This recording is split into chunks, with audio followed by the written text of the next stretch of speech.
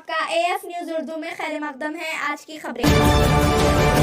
संगारेड्डी का एक वफ़द जिसमें हाफिज शेख शफी रुकने बल्दिया संगारेड्डी, सदर कब्रस्तान कमेटी मोहम्मद अब्दुल मोइस, कब्रस्तान कमेटी के मेंबरान मोहम्मद मोइन, मोहम्मद कलीम और मोहम्मद मतीन के अलावा बाबा हाशमी, कुतुब, ज़हीर, मोहतशाम, हाजी शेख ताहिर और दीगर ने साबिक़ रुकन असम्बली जग्गारेड्डी के हमरा वफ़द चेयरमैन अज़मतुल्लाह हुसैनी से मुलाकात करते हुए संगारेड्डी के वफ़द अराज़ी के मसाइल से वाकिफ़ करवाते हुए कहा कि संगारेड्डी का कब्रस्तान नाकाफ़ी होने की वजह से गर्ल्स कॉलेज अम्बेडकर स्टेडियम के बाजू कब्रिस्तान के लिए 4 एकड़ 2 कुंटे वक्फ अराजी देने का मुतालबा किया और संगारेड्डी के तमाम वक्फ अराजी का तहफ़्फ़ुज़ करने का मुतालबा किया। इस मौके पर साबिक़ रुकन असम्बली संगारेड्डी जग्गारेड्डी ने कहा कि वो CM रेवंत रेड्डी से मुलाकात करते हुए हल्के संगारेड्डी, सदासिपेट, कोंडापुर और कंदी मंडल के मसाजिदों, दरगाहों, ईदगाहों और कब्रिस्तानों के लिए CM रेवंत रेड्डी से 100 करोड़ रुपए के फ़ंड की मंजूरी के लिए अपील करेंगे। इस मौके पर वक्फ बोर्ड चेयरमैन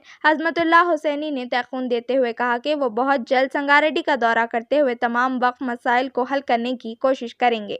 तो ईदगाह कमेटी है, कल उनसे मेरी मुलाकात हुई थी। उन्होंने बोले कि हमको 1 करोड़ रुपए अगर ईदगाह के लिए हुए तो पूरा ईदगाह का काम, जो पानी वगैरह की सहूलत है, मेंबर वगैरह है और मेंबर के सामने जो फर्श का काम है वो भी तकमील होता। कम से कम 1 करोड़ की जो है सो ईदगाह के लिए ज़रूरत है। कंपाउंड वॉल, वाटर फैसिलिटी नहीं, शेड आता वो नहीं, वो उसके लिए नहीं है। उसके लिए कंपाउंड वॉल, शेड वगैरह और कुछ है इसमें बोलने का चेयरमैन साहब बनाया, सब नक्शा बनाया। नहीं, मैं अमित बोलो। और एक इसके अंदर राजमपेट खबरस्तान के लिए कंपाउंड वॉल और जो है सो एक स्टोर रूम के लिए राजमपेट खबरस्तान के लिए है। और मोर मार्केट के पीछे जो मास नगर है ना, मास नगर, उसके अंदर एक खबरस्तान की कंपाउंड वॉल ऑलरेडी है, लेकिन वो सुधा हो गई। फिर उसको जो है सो एक कम्युनिटी हॉल, मतलब एक रूम, स्टोर रूम के ऐसा एक होना ज़रूरी है। और जो हजौस की बिल्डिंग है, हजौस की बिल्डिंग खाली सलाब वगैरह डाल के छोड़े हुई है, उसको तकमील करने के लिए अपन को 3 करोड़ की ज़रूरत है, पूरा हजौस की बिल्डिंग तकमील करने के लिए। और साहब जैसा पूरा बोले, दीनदयाल खान फंक्शन हॉल के लिए 6 करोड़ का एस्टीमेट बना के लेके आए। हम जगाड़ी साहब से भी गुजारिश कर रहे हैं कि रेवंत रेड्डी साहब से मिलकर हमारे वक्फ बोर्ड चेयरमैन साहब से गुजारिश करके दीनदयाल खान फंक्शन हॉल और हजौस की तामीर, और जैसा हमारे सदर मोहित साहब बोले कब्रस्तान के लिए, कब्रस्तान में प्लस बाउंड्री वाल प्लस उसके साथ गुस्ल खाना वगैरह भी तामीर हो गए तो बहुत बेहतरीन रहता। और साथ ही साथ जो हमारे कुलुकपुर के लोग हैं, ईदगाह के सेट जो कुलुकपुर है ना, वहाँ पे भी बहुत बड़ी जगह कब्रस्तान की है, वहाँ पे भी बाउंड्री और स्टोर रूम और कुलुकपुर गांव के लिए गुस्ल खाने की जरूरत है। वो भी लोग यहाँ पे आए हुए हैं, जो डीएम के सेट है, क्या डीएम के सेट है। बहरहाल दरगाह के लिए जगाड़ी साहब बोले जो शेड वगैरह डालने का है वो डेवलपमेंट के लिए पूरी मुकम्मल बात जगाड़ी साहब बोल दिए। जो मैं बोलना चाह रहा था साहब की तरफ से जो मिसवा बोल दिया हो गया ना, और कुछ नहीं। बहुत लड़ाई झगड़े हो रहे हैं और स्टेडियम के बाजू जो वक्फ बोर्ड की ज़मीन है उसमें 4 एकड़ ज़मीन कब्रस्तान को अलॉटमेंट करो, जिससे पहले 2020 से नुमाइंदगी की जा रही है। रमज़ान में भी साहब के इल्म में है बात कि 10 मैयतों को भी दफना है, इसके बावजूद भी परमिशन नहीं मिल रही, प्रोसीडिंग नहीं मिल रही। जब हम जा रहे हैं तो पुलिस वाले रुका रहे हैं, बोल रहे हैं कि परमिशन लाओ दफना। और जो बाहर से लोग आके जी रहे हैं हम उनको ज़मीन नहीं दे सक रहे हैं, खुली बात है, संगाड़ी वालों को मालूम है। और एक खबरस्तान को इंटरेस्टेड ज़्यादा नौजवानों को, बड़े लोगों से तो ज़्यादा नौजवानों को बहुत मुश्किल हो रही है, क्योंकि माहौल ऐसा है, बच्चे फ्री में खबर खोदते हैं, फ्री में ज़मीन देते हैं और खबरस्तान बहुत तंग हो चुका है और ज़मीन तदफीन हो रही है, पुरानी खबर खोद के दफना रहे हैं, नई ज़मीन किसको भी नहीं दे सक रहे हम। मेहरबानी गुजारिश है आप लोगों से कि नया खबरस्तान जल्द से जल्द अलॉटमेंट करो, बेहतर है। अपना कंपनी वाले कौन है? बस आप लोग आके परमिशन लेटर दो, परमिशन लेटर। हाँ ठीक है, मैं आ जाओ कंपनी वाला, आज मैं थोड़ा पीछे हटो, सिटी वाई सिटी हटो, आप लोग आ जाओ, कंपनी वाले आ जाओ।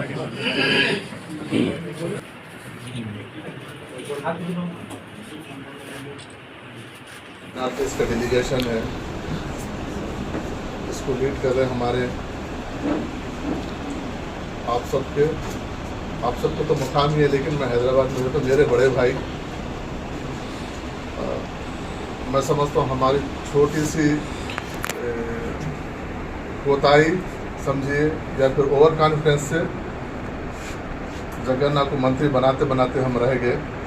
अगर थोड़ी सी अगर हम कोताही नहीं बरतते तो आज जगन्नाथ हम सब के बीच में मिनिस्टर पावरफुल मिनिस्टर बन के हमारे बीच में रहते थे।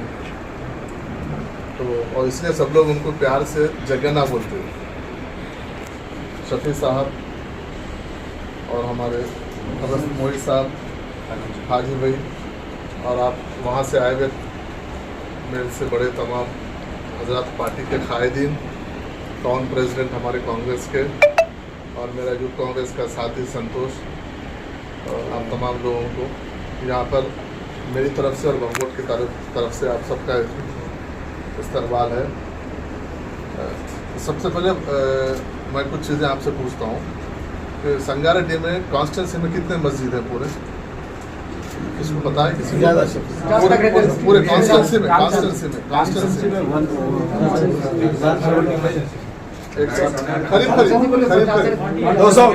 करीब 170-200 के बीच में मस्जिद रहती है। ये 170-200 के बीच में मसाजिद है संगारेड्डी कॉन्स्टिट्यूंसी में। इसमें कितने मस्जिद के कमेटीज है अभी? पूरे मस्जिदों की कमेटी है, थोड़े मस्जिदों की कमेटी, मतलब तकरीबन मस्जिदों की कमेटी है। पीरियड हो गया सो है, कमेटी है, लेकिन पीरियड हो गया सो है, अभी रिन्यूअल नहीं हो सके। कितने कमेटियाँ हैं? तो सबसे पहले आप लोग को वो काम करना है, क्योंकि वक्फ बोर्ड के प्रोविजन के हिसाब से जो मसाजिद, दरगाह वगैरह का जो होता है, जो भी काम करना रहता है, वो पहले उसको कमेटी अगर तो कमेटी उसको अथेंटिक रहती है तो कमेटी करना है। हम कमेटी 2-2, 4-4 साल पहले एक्सपायर हो गई, कमेटी का पीरियड खत्म हो गया, वैसे लोग करें तो इसमें अपने लोग जो रियल खिदमत करना चाहते हैं अपने लोगों पहले वो कमेटी बनाई होता है। वो एक प्रपोजल है, आप जो भी प्रपोजल है कमेटीज का प्रपोजल लेके आइए, आप लोग जगन्ना के थ्रू लेके आइए, पर पहले वो कमेटीज बनाएंगे। तो 170-200 जो भी मसाजिद है आपके पास, उसमें से कितने इमाम मौजन को आप सुलत माना आ रहा, आपको किसी को पता है उसमें? मैं समझता हूँ जो 5 साल पहले अप्लाई करे ना वो लोगों को आ रहा, जो नए मस्जिद और बने ना वो लोगों को अभी नहीं कोई अप्लाई करने का चांस नहीं मिला, नहीं आ रहा वो लोगों को। अप्लाई चांस कुछ नहीं है उसमें, अप्लाई करने का कोई चांस नहीं है। डायरेक्ट उनका इमाम मौजन का मस्जिद कमेटी की तरफ से एक लेटरेट पे 2 फोटोज, आधार कार्ड और सो बैंक का पासबुक लगा के दे देना, विदिन 10 मिनट में मैं करवा देता हूँ। नहीं मेरे को तो मैं इंडस्ट करके जाते इमीडिएट हो जाता हूँ। हाँ नहीं, तो वो इम्पोर्टेंट है, क्योंकि वो 5000 गवर्नमेंट के वक्फ बोर्ड की तरफ से जो गवर्नमेंट का वक्फ बोर्ड की तरफ से जो आ रहे हैं, तो वो 5-5 हज़ार रुपये वो पहले इम्पोर्टेंट है, क्योंकि उसको कराने से क्या है कि अपने पास बहुत सारे इमाम मौजन का जो है वो इशू खत्म हो जाता है, क्योंकि वो लोग कम सैलरीज पे गांव में छोटे सैलरीज पे काम करते हैं। वो लिस्ट आउट करके पहले आप एक 2-3 लोग बना के कमेटी, 2-3 लोग कमेटी कैसा बना के पहले कमेटीज पूर्व में है नहीं है, तो इमाम मौजन को काम करें, क्योंकि अब तेलंगाना में करीब 15,000 चिल्लर लोगों को पहले 14,000 थे, मैं आने के बाद से 1,000 चिल्लर बढ़ाया मैं, तो वो इम्पोर्टेंट है। तो वो अगर आप जितना जल्दी ला के देंगे मैं आधे घंटे के अंदर उसको मैं करवा देता हूँ। और बहुत सारे मसाजिद ऐसे भी वो भी चेक करिए, अब 2-3 लोगों को डाल के एक गाड़ी दे देते हैं, पूरा फिर के आते कि जो जहाँ पर पेशवा इमाम थे उनको पैसे आ रहे, लेकिन अभी वहाँ से नौकरी छोड़ के चले गए, उन्हीं को आ रहे हैं, पुराने लोगों को, नए लोगों को नहीं आ रहे। हाँ, तो वो भी आप लेके आइए, अब नए लोगों का लेके आइए, पुराने आदमी का कैंसिल करके नए आदमी का मैं इमीडिएट करवा देता हूँ। तो क्या होता है, लोगों को नहीं मालूम रहता, गांव के मस्जिद में नहीं मालूम रहता, पुराना आदमी कहीं भी रहकर उसको उसके अकाउंट में पैसे आते, नए आदमी को पैसे नहीं आते, वक्फ बोर्ड को नहीं आ रहे, वक्फ बोर्ड से नहीं आ रहे बोल के अपन शिकायत करते। तो ये रहा, जहाँ तक अब ये 2 चीज़ इम्पोर्टेंट है। तीसरा जो ग्रेवयार्ड का है कि यकीनन वक्फ बोर्ड से उसका प्रोसीडिंग नहीं आया, लेकिन ग्रेवयार्ड वो कब्रस्तान जो 4 एकड़ 2 गुंठे है दीनदयाल फंक्शन हॉल के जो बाजू की ज़मीन में है, वो एक हिसाब से रस्मी तौर पर वो कब्रस्तान बोल के उसको मान लिया गया और शुरू भी हो गया वहाँ पे 10-12 वहाँ पे तदफीन भी हुए। वो उसको शुरुआत करने के लिए हम ही यहाँ से कुछ लावारिस लाशों को भेज के वहाँ पे करें, इंशाल्लाह जगन्ना बोले वो उसका प्रोसीडिंग बना के मैं मेन में संगारेड्डी में नहीं आने का जगन्ना कि सबसे ज़्यादा वक्फ बोर्ड के इशूज़ जो है अनफॉर्चुनेटली, क्योंकि हम सब अपन फैमिली के कुछ छुपाने का कुछ नहीं है, 15-20 साल में पिछले ना कोई चेयरमैन का ना कोई वक्फ बोर्ड से आदमी बाहर निकला, सब हैदराबाद में रह के काम करे। गांव में क्या हो रहा, ज़मीन कौन कब्जा कर रहा, कौन क्या कर रहा, किसी को कुछ पता नहीं है। यहाँ पर बैठे लेटर्स पे प्रोसीडिंग्स देते कि यहाँ पे जो वहाँ से जो लोग बोले वही बात करें। तो मैं उसको वो ट्रेंड चेंज करने के लिए मैं खुद डिस्ट्रिक्ट को विजिट करके हर डिस्ट्रिक्ट हेडक्वार्टर पे 2 से 3 दिन बैठ कर वहाँ पर वक्फ बोर्ड की ज़मीन डिस्ट्रिक्ट्स में कितनी है, क्या क्या इश्यूज़ है, खाली ज़मीन नहीं, कमेटीज़ के इशूज़, कब्रस्तान के इशूज़, दरगाहों के इशूज़, और कोर्ट के क्या क्या केसेस है, और बहुत सारे जगह पे डिस्ट्रिक्ट हेडक्वार्टर्स पे वक्फ बोर्ड की प्रॉपर्टीज है, और आज भी लोग पुराने किराएदार है, 500 रुपये, 1000 रुपये, 1500 रुपये बन रहे, और मार्केट में 20-20 हज़ार रुपये को दूसरों को किराए को दिए हुए। ये सब इश्यूज क्या है, 2 से 3 दिन वहाँ पर बैठे, जैसा नारायणखेड़ में है 180 शटर्स वक्फ बोर्ड में बना, वक्फ बोर्ड की जमीन पे बना लिया, और 1 रुपया किराया कोई नहीं दे रहा। तो ऐसे बहुत सारे इश्यूज है। तो महबूब नगर से दूसरा संगारेड्डी, उसके बाद निजामाबाद का ऐसा प्रोग्राम रखने के लिए हम शेड्यूल के CEO रेगुलर रहते, इलेक्शन कोड था इसलिए नहीं निकले, तो इमीडिएट है सो हम मतलब वक्फ दरबार बोलते, हम हर डिस्ट्रिक्ट हेडक्वार्टर में वक्फ दरबार, मतलब वक्फ बोर्ड आपके पास आना, आप वक्फ बोर्ड के पास आना नहीं, हम वहाँ पर बैठ के आप तमाम लोगों से बैठ के हल करने के लिए, इसलिए थोड़ा सा उसके डिले हुआ। मैं जब भी अभी संगारेड्डी महबूब नगर का पहले है, सेकंड संगारेड्डी का है, संगारेड्डी जब भी आऊँगा जगन्नाथ जो भी टाइम देंगे वो लोग बात करके लोकल के लीडर्स से बात करके वहाँ पर इंशाअल्लाह वो मीटिंग में हम वक्फ बोर्ड की जो कब्रिस्तान की ज़मीन है उसको हम प्रोसीडिंग में आपको उस दिन दे देंगे। वहाँ दीनदार फंक्शन हॉल का, इसमें मैं जगन्नाथ से क्योंकि ओपनली बात करना उस पर ठीक नहीं रहेगा, क्योंकि उसमें संगारेड्डी से ज़्यादा संगारेड्डी के बाहर के लोगों की नज़रें ज़्यादा है। कम से कम 50 एप्लीकेशन है मेरे पास, जो आता दीनदार फंक्शन हॉल संगारेड्डी बोल के एप्लीकेशन देके चले आता। क्योंकि अब क्या हो गया कि हैदराबाद के जितने रियल्टर्स का पूरों की नज़र भी संगारेड्डी रोड पे पड़ी हुई है, जहाँ ज़मीन खाली दिखी यहाँ पे आते एप्लीकेशन दे देते। लेकिन मेरा एक ही चीज़ है कि वक्फ बोर्ड की ज़मीन, वक्फ बोर्ड का जो मंशा है वक्फ देके उससे कौम का, मिल्लत का, मुसलमानों का फ़ायदा हो तो उसमें सबसे पहले प्रायोरिटी मेरी नज़र से पहले लोकल के लोगों को होनी चाहिए, उसके बाद बाहर के लोगों को।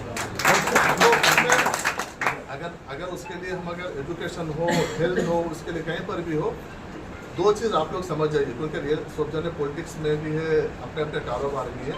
वक्फ बोर्ड में NOC का प्रोविज़न नहीं है। अगर कोई लोग अगर ज़मीन पर कब्जा है, मैं 50 साल 20 साल से अगर कोई बोल के वक्फ बोर्ड में NOC बोले, तो पहले जितने भी NOCs दिए हैं या तो कोई पैसे लेके दिए हैं, न तो कोई NOC है तो फिर फेक NOCs है। तो वक्फ बोर्ड में NOC का प्रोविज़न नहीं है। अगर आपके पास अगर कभी गलती से भी वक्फ बोर्ड की प्रॉपर्टी बोल के आपकी ज़मीन में भी अगर कहीं एंट्री हुआ तो वो ट्रिब्यूनल को जाना, ट्रिब्यूनल से आप जजमेंट लेके आने के बाद ही वो आपको, लेकिन हम यहाँ से कोई NOC हमारी ज़मीन है बोल के भी नहीं देते, हमारी ज़मीन नहीं है बोल के भी हम नहीं देते। इसीलिए ये NOC का सिस्टम नहीं। हाँ, वक्फ बोर्ड में कहीं भी है तो मेरा एक ही है कि वक्फ बोर्ड की प्रॉपर्टी को बचाने का एक ही जरिया है ना, जहाँ पर भी ओपन लैंड है, तो अगर वहाँ पर कोई लीज पे लेना चाह रहा तो हम उसको लीज पे देंगे, मार्केट से नहीं हटके रीजनेबल ज़मीन से, रीजनेबल रेट से उसको हम लीज पे देंगे, उनको टेनेंट बनाएंगे। अगर एग्रीकल्चर लैंड है तो हम बोर्ड मैक्सिमम 3 साल के लिए दे सकता। अगर कमर्शियल ज़मीन है, कमर्शियल कारोबार के लिए मलबी वगैरह है या कोई होटल वगैरह ऐसी चीज़ें कमर्शियल है तो वो बोर्ड 10 साल के लिए दे सकता। एजुकेशन पर्पज़ के लिए या फिर हॉस्पिटल पर्पज़ के लिए है तो 30 साल के लिए लीज दे सकता हूँ आपको, लीज पे लीज। और जहाँ तक जगन्नाथ ज़मीन का प्लॉट्स की बात कर रहे हैं, उसमें अभी ऑलरेडी 1-2 एग्जिस्टिंग इश्यूज़ हैं वहाँ पे। एक है जो वहाँ की मस्जिद की कमेटी के तहत 31 प्लॉट्स है जो किराए पे दिए हुए थे, लेकिन उनका कोई प्रोसीडिंग्स नहीं दिए और उनका कोई है सो टेनेंट का उनका कोई लीज एग्रीमेंट नहीं हुआ, उनका कोई रेट फिक्स नहीं हुआ। हम वो 30 लोगों के पूरों के एक प्रोसीडिंग्स बनाए, प्रोसीडिंग में हम उनको 30 लोगों को यहाँ पर बुलाएंगे, जिस दिन बुलाएंगे जगन्नाथ को भी बुलाएंगे, उसमें हम उन लोगों को एक रेट फिक्स करेंगे अमाउंट, क्योंकि पुराने रेट्स के हिसाब से देते, एक एनहेंसमेंट करके रेट फिक्स करके 30 आदमी को लेटेस्ट हम उनको किरायानामा देंगे। उसके साथ साथ और 45 जो प्लॉट्स है, कुछ प्लॉट्स 150 गज के, कुछ प्लॉट्स 160 गज के, कुछ प्लॉट्स 200 गज के हैं। ऐसे प्लॉट्स है जो 20-20 में पेपर में भी आ रहा था वो कि लोग उसको कंस्ट्रक्शन कर ले रहे हैं बोल के, वो प्लॉट उनको 25 प्लॉट अलॉट हुए, बाकी के कुछ नाम आप ही लोगों में के लोगों के जगन्नाथ दिए हैं, तो वो 45 लोगों के भी प्रोसीडिंग्स बना रहे हैं। हम उनको 45 लोगों को उसका 150 गज का उनको एक रेट फिक्स करेंगे और 200 लोगों को 200 गज लोगों को एक रेट फिक्स करके उनको प्रोसीडिंग बाद तक वक्फ बोर्ड के उनको किराएदार बना के उनको हैंड ओवर करके वो प्रोसीडिंग में हम उनको कंस्ट्रक्शन का भी परमिशन देंगे उनको। जब तक अभी तक किसी को हम परमिशन नहीं दिए, मैं म्यूनसिपल कमिश्नर से भी बात करके बोला हूँ ये बात, हम किसी को नहीं दिए, जब तक वो प्रोसीडिंग के साथ हम वो भी उनको देंगे। जहाँ तक अब ये फतेह खान दरगाह का मामला है, कि फतेह खान दरगाह का क्या है कि दरगाह भी कमेटी के अंडर में मुतवल्ली है उसमें कमेटी, ठीक है। तो कमेटी का प्रपोजल आ गया तो ना हमारे पास क्या है, माइनर कोई चीज़ के लिए हम गवर्नमेंट से भी रिक्वेस्ट किए कि मस्जिदों के लिए, दरगाह के लिए या वॉल्स के लिए कोई फ़ंड के लिए हम रिक्वेस्ट भेजे हैं, लेकिन अभी वो हमको अभी फंड्स नहीं आया है। अगर उसमें आता है तो हम नॉमिनली दे सकते हैं, अदरवाइज जो मेजर कंस्ट्रक्शन का जो काम होता है ना, या लोकल एमएलए, लोकल मिनिस्टर या फिर गवर्नमेंट इंचार्ज मिनिस्टर का फंड रहता है, गवर्नमेंट के फंड से अपने को कराना पड़ता। लेकिन हम उसमें वक्फ बोर्ड में हमारी तरफ से जो भी कंट्रीब्यूशन हो सकता, हम मस्जिद के लिए मेंटेनेंस के लिए, रिपेयर के लिए 1-2 लाख रुपये अगर मस्जिदों को ऐसा, तो वो हम अगर फंड आता है तो वो हम कर सकते हैं। उससे ज़्यादा हमारे पास कोई अलग से कंस्ट्रक्शन वगैरह कोई फंड हमारे पास नहीं है। आपके पास जो मेजर कंस्ट्रक्शन का जो डिमांड्स है, एक प्रपोजल बनाया तो हम वक्फ बोर्ड की तरफ से हम भी गवर्नमेंट को भेजेंगे, गवर्नमेंट उसको ग्रांटी नेट सैंक्शन करता है, सैंक्शन करा तो हम वैसे गवर्नमेंट की तरफ से हम उसको करेंगे। अब ये अल्हम्दुलिल्लाह आज जनाब जग्गारेड्डी साहब की सदारत में संगारेड्डी का एक वफद करीब 200 लोग, नौजवान, बुजुर्ग हजरात, तमाम लोग वक्फ बोर्ड को आए। इसी सिलसिले में आए कि जो औकाफ की ज़मीन संगारेड्डी में है उसका तहफ़्फ़ुज़ हो और जिंदा खां फंक्शन हॉल जो बोसीदा हो गया उसको सही तरीके से बनाए, 6 करोड़ की लागत से बनाए रेवंत रेड्डी साहब को बोल के जनाब जग्गारेड्डी साहब।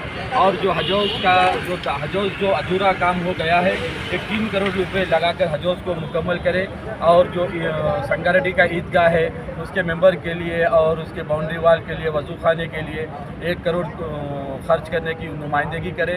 साथ ही साथ हमारे क़ब्रिस्तान कमेटी के चेयरमैन जनाब मोइज़ुद्दीन साहब जो ग्राउंड के बाजू में, अम्बेडकर स्टेडियम ग्राउंड के बाजू में जो औकाफ की ज़मीन है करीब 13 एकड़, अब बची कुछ 10 एकड़ है, उसके अंदर जो है सो 4 एकड़ 2 गुंठे क़ब्रिस्तान के लिए, जो क़ब्रिस्तान संगारेड्डी का बिल्कुल नाकाफ़ी हो गया और बहुत फैज़ी चमन क़ब्रिस्तान जब खबर खोदते हैं तो कई खबरें उसमें निकल रही है और बहुत मुश्किलात का सामना करना पड़ रहा है। इसीलिए जनाब जग्गारेड्डी साहब से रिक्वेस्ट की है तो उन्होंने चेयरमैन साहब से मुलाकात कराए और 4 एकड़ 2 गुंठे जो क़ब्रिस्तान के लिए है वो चेयरमैन साहब हमको बोले हैं कि ऑलरेडी उसके अंदर मैं खुद 10 लाशें लावारिस भेज के तदफीन करा चुका हूँ। वैसे तो ज़बानी तरीके से क़ब्रिस्तान चालू हो गया, इंशाल्लाह मैं बहुत जल्द संगारेड्डी आऊँगा और एक इसके लिए जो भी प्रोसीडिंग है मैं दे दूँगा, बल्कि हमको टेलीफोन दिए।